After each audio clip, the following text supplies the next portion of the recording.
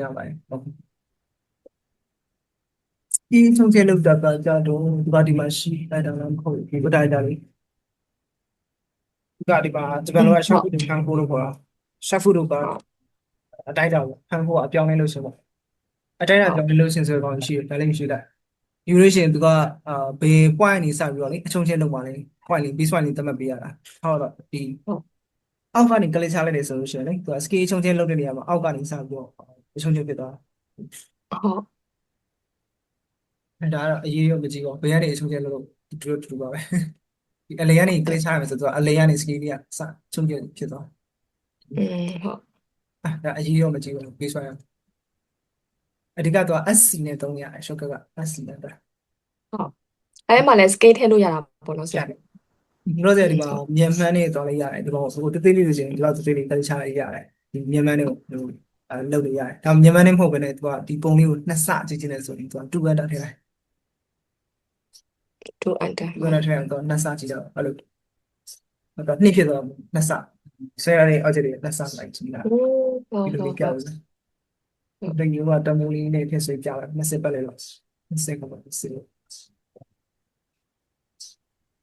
ဒါလေးကို dimension တွေချက်ထူရအောင်ဒီရတယ်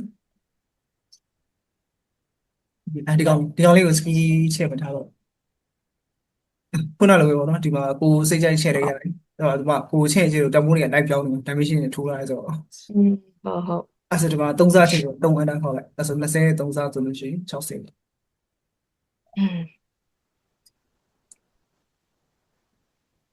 သူက6တင်3ဖြစ်သွားပုံနော်3စားဖြစ်သွားဟုတ်ဘုံကခေါ်လို့ဆိုအဲ့ဆိုရင်သူကသေးချင်လို့ရှိရင်အနှုတ်ထင်းလို့တော့မရဘူးဟောနှစ်ဆပြန်တယ်မနဲ့2ဆိုပြီးတော့အနှုတ်ထင်းလို့မရဘူးအဲ့ဆိုတော့သေးချင်တယ်ဆိုလို့ရှိရင်သူကဟောလည်းကြော်လို့ရတယ် percent တမိုးလေးကိုနားထားပါတော့20တော့10လေ10ဆိုလို့ရှိရင်သူကဘယ်လောက်လဲဆိုလို့ရှိရင်0.5လေနှစ်ပုံတစ်ပုံအဲ့မို့အပိုင်းငယ်နေဆိုရင်1.2ပေါ့ဒီမှာကျတော့ point နဲ့ဆွဲနေရဆို0.5ပေါ့0.5ဆိုလို့ရှိရင်တဝက်ပေါ့ဒါဆိုရင်20တဝက်10ဒါကိုအပိုင်းငင်းနဲ့ဆွဲနေရဆိုတော့အပိုင်းငင်းတရားပေါ့အခုကျတော့ဒသမနဲ့ဆွဲနေရဆိုတော့လေ0.5ကကျတော့20တဝက်ဟုတ်အဲ့ဆို20ရဲ့7ပုံတစ်ပုံလို့ရှင်းနေဆိုလို့ရှိရင်0.1နေပြပါတယ်တမိုးသေးရှင်းလို့ရှိရင်သွားပြီးဒသမနဲ့ပေါင်းလို့ရတယ်ပေါ့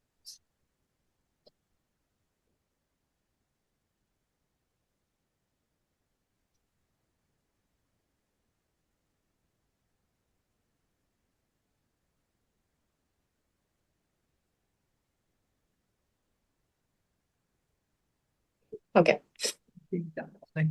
ဒီစကီကဘာရှိနေဆိုရှင်စကီမှာဒီရှိအစီရတယ်ဟောတော့ base point ချပြရချိန်ပါလေဒီတော့ option တွေနောက်ခုထပ်ထွက်လာဒီနှစ်ခုကို balance ကြည့်လို့ရပါတယ်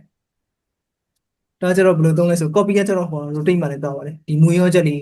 copy ချခဲ့တာဒါပဲဟုတ်ဒါလေးနှိမ့်လိုက်မယ်ဆိုမူရင်း object လေးလည်းချခဲ့မယ်ပြီးရင် course key ချဲ့ခြင်းနဲ့ object တွေထပ်ချဲ့လို့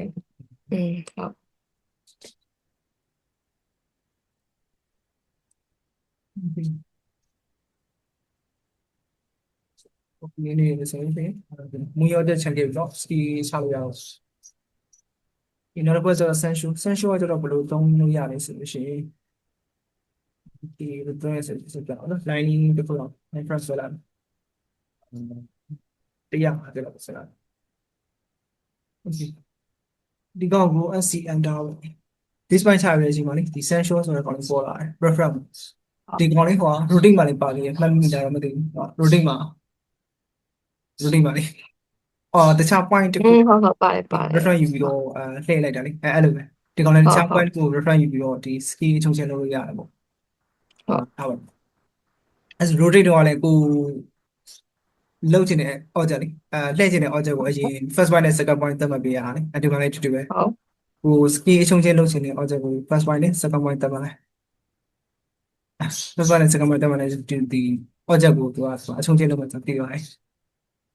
ဒီတော့တမိုးသိရင်တမိုးထည့်လို့ရနော်ခုနကတည်းကကိုကတမိုးနဲ့သွားချင်တာမဟုတ်ဘူး reference ယူချင်တာဆိုတော့ဒီ point ဆိုတဲ့ကောင်လေးသုံးတာလေ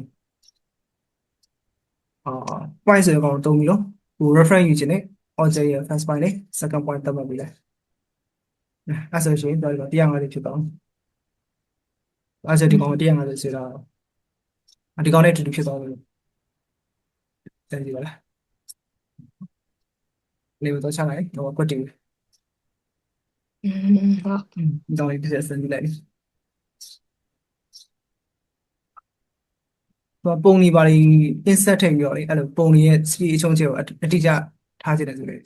ထားလို့ရအောင် ဟုတ် ပုံရှိတယ်မသိဘူးအော်ပုံရှိရတယ်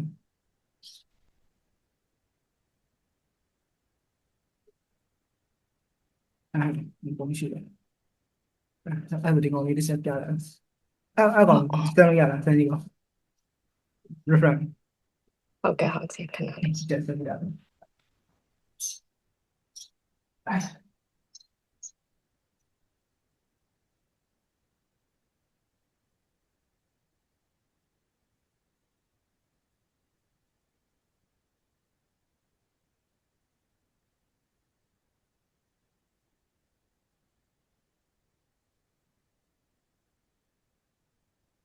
တော့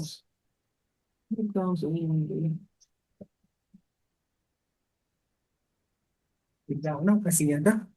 ဒီကောင် baseline တက်လက်ချရတဲ့အချိန်မှာဟို essential ဆိုတော့ import လာပေါ်လာတော့ကို ski အချုံးချင်းလုပ်ချင်တဲ့ object နော် ski ပြောင်းချင်တဲ့ object ပေါ့ ski ပြောင်းချင်တဲ့ object ရဲ့ first point နဲ့ second point ကိုသတ်မှတ်မယ်ပြီးတော့မှသူက point ဒီ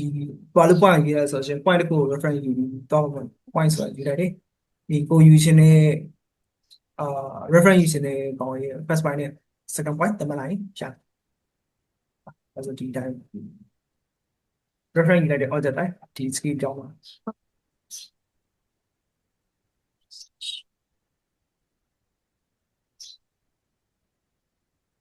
ဟုတ်ရတယ်ဆရာ ဒီတော့အဲ့ဆိုဒီကားကဘယ်လိုသုံးလဲဆိုတော့ image တွေခေါ်ထည့်ရပါညာလေးတစ်ချက်ပြောရမယ်နော်အဲ့ဆို image တွေဘာတွေခေါ်ထည့်ရဆိုတော့ဒီကားကဒီ insert တက်ထဲမှာသွားထည့်လို့ရတယ် insert ကကျွန်တော်ဂျပန်လို Sony လို့ခေါ်တာဒီအင်္ဂလိပ်လို insert ဆိုတဲ့တက်ကဒီညာဘက်မှာရှိတယ်ပဲ ဟုတ် အဲ့မှာဒီပုံတွေဘာတွေတခုကို attach စtation နေဆိုလို့ရှိရင်ဒီ attach ဆိုတော့ရှိရတာattach ပါနော်ဒီ attach ကိုယူပြီးတော့ဒီမှာဒီဟို attach station တွေပိုင်းထည့်လိုက်အဲ့ဒါဒီကောင်လေးပို့ဖို့ကြည့်တော့ဒီကောင်လေးဆက် test လိုက်ထည့်ကြည့်ရတယ်ဒါလေးကcapture one ဆိုတဲ့ကောင်လေး capture one ဆိုတဲ့ကောင်လေးပြန်ပြီးပို့လာတော့ capture one desktop ပါနော် desktop ပါ capture one ဟုတ်ကဲ့အဲ့ဒါ capture one yeah okay အဲ့ကောင်လေးလိုက်ထည့်ကြည့်လိုက် download လုပ်ပြီးတော့လေအဲ့ဒါဒီစက်ထည့်ပြလိုက်နော် test ကြည့်ပြီပဲ test ကြည့်ယူပြီးတော့ဒီကောင်desktop တွေက capture one တူပြီရအဲ့ဆိုရင်သူကဒီမှာပေါ့ okay နဲ့လည်းရပြီနော် okay နဲ့လည်းသူကဒီမှာပုံ ဟုတ် mouse မှာကပ်ပါလာပြီကိုထားချင်တဲ့နေရာကောက်ထားလိုက်ပြီးတော့ skill လေးကိုဒီမှာပညာလေးသတ်မှတ်ပြရလို့ထားပါပဲကြီးစင်တဲ့သိစင်အောင်ဟုတ် ပုံလေးဝင်လာ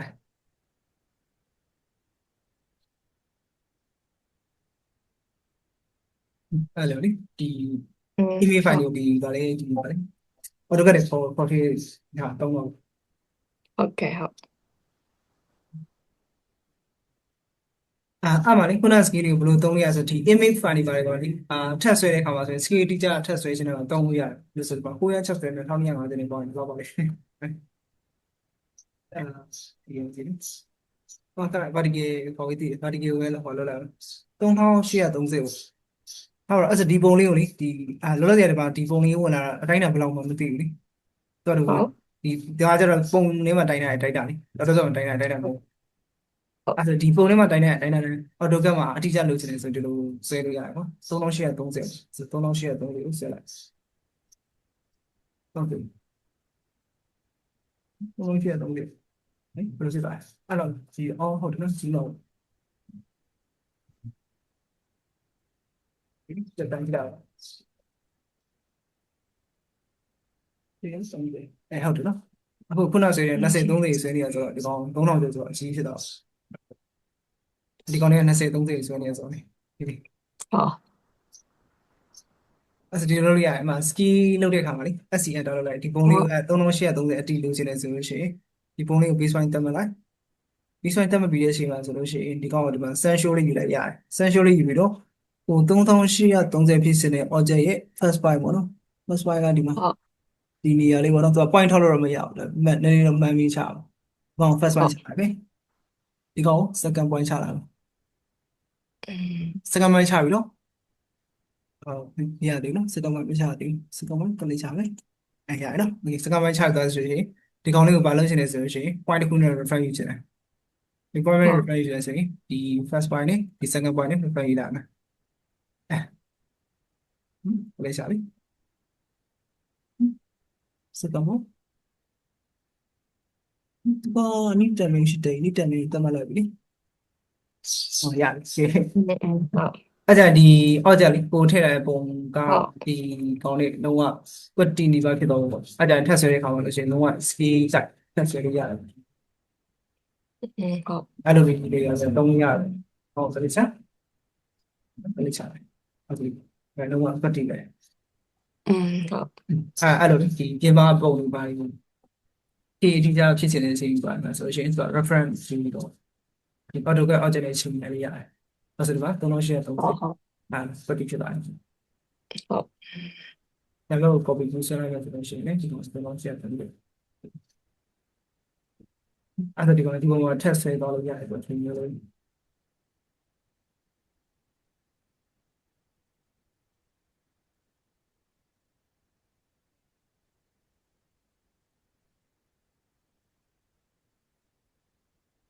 တော့ horizontal vertical တိုင်းချိန်ရင် horizontal လေးရောလွယ်ရောတော့ကွက်တီဆိုပါရအခု vertical ကိုချိန်ကြည့်လိုက်တာဆိုတော့ vertical ကကွက်တီတော့ပဲ horizontal ကနည်းနည်းလေးတူသွားတယ်ဒါလေးရှိတယ် อืมเป็นပေါ့မြန်မာနဲ့လောက်ကြတာဆိုတော့เนาะ ဟုတ်တယ် ပုံရဟာကိုမြန်မာနဲ့လောက်ကြတာဆိုတော့ အဲ့ဒါတော့ ski တိကျလို့တင်တော့သူဒီ ski တိကျတိုင်းဒီလိုကောက်ဆက်လို့နည်းနည်းပြီးတော့လွယ်သွားလိမ့်မယ်ဆိုတော့ဒီညာဘက်ကိုနည်းနည်းပေးပြီးဆွဲလိုက်ဒီထက်ဆွဲရတဲ့အချိန်မှာပြောခါလေးထက်ဆွဲရတဲ့ရှိတယ်လောက်တယ်အဲ့ဆိုဒီတိုင်းဆက်ပြရတယ်